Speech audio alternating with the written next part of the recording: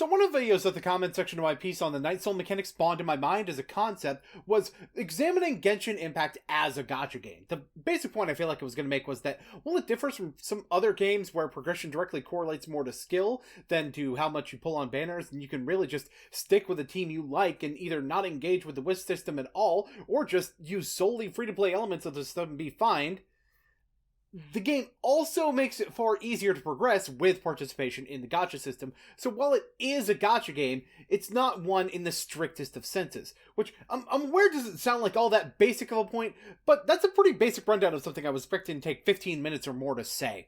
But I bring up that now because a lot of things I was going to say in that video are things I'm gonna need to bring up here. So I decided to just scrap that one and make this a little bit more full-featured instead. So the FTC has reported that Hoyoverse is paying out $20 million in fines for deceptive practices in relation to Genshin Impact. And I think there's several aspects of this that need to be addressed. But the short of it, for those who don't want to watch the whole video, I guess, is that this is pretty much correct. It's either gonna mean relatively nothing at the end of the day, or it's going to have a huge effect on the entire industry. So, let's start at the top. That $20 million? That is a drop in the bucket. Like, seriously, that's less than a month of revenue from Hoyoverse's lowest operating year for Genshin. Just Genshin. It's also something that Genshin agreed to, likely because of this next point, and that doesn't necessarily create precedent either, because it was never brought to a courtroom officially. In fact, did some of y'all read the report? Because some people seem very confused about what's being alleged here. In fact, to kind of summarize based on several related quotes for it, the complaint says that Genshin obscures the reality that consumers commonly must spend large amounts of real money to obtain 5-star pieces by exchanging real dollars for bundles of virtual currency that then have to be re-exchanged multiple times to open loot boxes with exchange rates in unusual denominations. I'll talk about the game deceiving on the odds in a moment, but is anyone really gonna deny this? Genesis crystals to primogems to 2 different kinds of wishes, which get you star glitter and stardust, can be converted into more wishes or 4-star characters directly. Like, I think even that can be seen as another aspect of it, actually. 4 stars have the same issue as 5 stars, if not worse. So in theory, it should be brought up that in order for players to advance in the game by collecting virtual heroes, another quote from the report, the most important non-5-star components of that advancement uses the exact same deceptive practices. But worse, because when you're pulling on a banner with a character you're trying to get, you're actually never guaranteed to get said character as a 4-star. But there is some form of guarantee eventually for about 12 of them, so it could be enough to convince regulators that the issue doesn't apply to them. And I think that regulators were also tricked on the odds too, which admittedly kind of just makes the issue worse. One of the things listed as what Hoyo is required to do as a result of this is disclose loot box odds and exchange rates for multi-tiered virtual currency. And while I think they don't do the latter very clearly, which real talk, I think could in and of itself be resolved by getting rid of Genesis crystals altogether, the former is disclosed on the details of the wish screen, but it also points out that factoring in the guarantee at 90 wishes actually changes the odds. Yeah, that's not confusing at all. And no, Doro, this doesn't absolve them of not disclosing the odds. After all, I don't recall them putting how soft pity works on that screen, or what the actual odds past 75 wishes actually are. If that's the case, where does the game tell you that? And what does that make your odds before 75 then?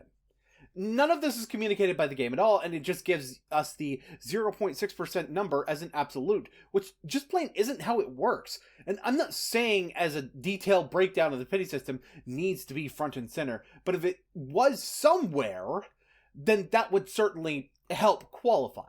I'd imagine the FTC wants more of the odds front and center as well, which most games tend to get away with by putting a pity counter on the banner screen itself. To be honest, I think there's a couple of reasons that Genshin Impact is being targeted that really have nothing to do with these practices because, let's face it, there's plenty of companies that do exactly this and the FTC doesn't really give a shit. Although I think that if they decided to, and prove me wrong, that would be something. Generally positive something. The first is that Hoyoverse has Chinese connections. Like, Parent companies in Singapore and Cognisphere specifically put the main offices there while separating the US and Chinese branch of the company, in particular to not be as regulated as a Chinese company in international markets, and also be able to get around China's own censorship laws when it comes to those international markets, which I'm aware is its own hot button topic right now, but let's just put it like this. Hoyoverse daisy chaining back to being founded in China is a factor in its scrutiny. Another major reason is actually in the report, and that's the fact that the game is marketed towards children. And yeah, I mean, Hoyoverse's statement in response kind of says that they're targeting young adults and teens, but if you look at what they present, it kind of is marketed towards kids. This is something I really didn't want to admit to myself because the depth that can be involved in the storytelling makes it feel less childlike. But it does, and in reality, that depth in storytelling just means that it's trying to appeal to more than just kids, or that they do intend to appeal to a young adult audience, but use a childlike presentation to do that. But I do want to make something clear. When the FTC talks about marketing towards children, they are not talking about marketing towards teenagers. Throughout the document, you can even see them say over and over again, children and teens. This has been pretty consistent throughout a lot of child protection related laws with the FTC. If you're 13 to 35, you're not a child, but instead a teen that still needs to get permission from parents in order to use their credit card or have identifying information, etc. when it comes to certain things. And you may not agree with it. Hell, I don't agree with it. I think at a minimum this game should be 16 plus, if not straight up 18 plus, and just being willing to take a middle ground, but that's unfortunately not the way the government delineates these things. Of course, then the way they do delineate these things runs into a snag, because the reality is that the target audience is below the age of 16, then it's treated exactly the same as if the target audience is below the age of 13. So that's why I'd offer the middle ground there. Although, in reality, lawmakers would just take that as a means to regulate anything for 18 to 16 demographics as though it were for all of the ages below, and that's probably worse than what we've got. But you notice how the FTC is calling out Hoyoverse, Genshin Impact's developer, but not talking about Honkai Star Rail or Zenless Zone Zero, games that do a lot of the exact same things. It's because those games have content that more clearly demarks them as being for a more mature demographic, even if there isn't really as much content that locks them out of being accessible to someone younger than the target demographic. Star Rail has sharper, more mature, less cartoony designs, and while ZZZ has some of the cartooniness, it's very much undercut by the level of maturity, some of which, perhaps should be keeping it away from viewers under the age of 18 with how sexualized some of the characters really are in that one, but I digress. Some of this is about advertising from social media, and funnily enough, I actually have made joking criticisms of a few of Game Theory's Genshin Impact ad reads for talking about everything being free to play. It's technically true, and while I wouldn't think it'd be the norm to put the nature of the microtransactions front and center across advertisement, there's an argument that it should be, and I certainly think it should still be more prevalent somewhere between the initial social outreach and the download of the game, where it just plain isn't. Again, especially for a game that's using a personality like MatPat, who, if you want to talk about marketing to kids, was trying to paint himself as an educational channel, so definitely falls in that descriptor in my eyes, and I think at the very least, referring to it as a gacha game, or even an RPG with a gacha system in the ad, could do a lot even on its own. I really see 3 scenarios for what's going to happen with this whole thing, and all of them are depressing in their own ways. One of them is that they start going after more stuff. Maybe not Wuthering Waves or other games that fall less into the cutesy aesthetic, but something like a Cookie Run could see attention coming its way. Or possibly even a Dragon Ball Z Dokkan battle, and that's one that I play too. Sometimes. Occasionally. When I feel like it.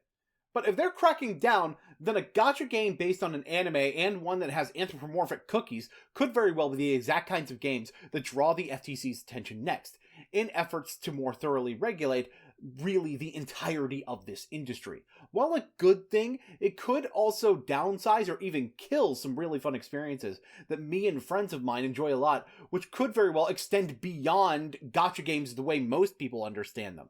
We're talking Yu-Gi-Oh!, we're talking the Pokemon TCG, and yes, even stuff not marketed to kids like Counter-Strike and Magic the Gathering. It would overall be a good thing, but again, there would definitely be some casualties along the way. The second scenario is the least realistic, and that fact is what is really so depressing about it. Because it's also what I'd quantify as the best case scenario.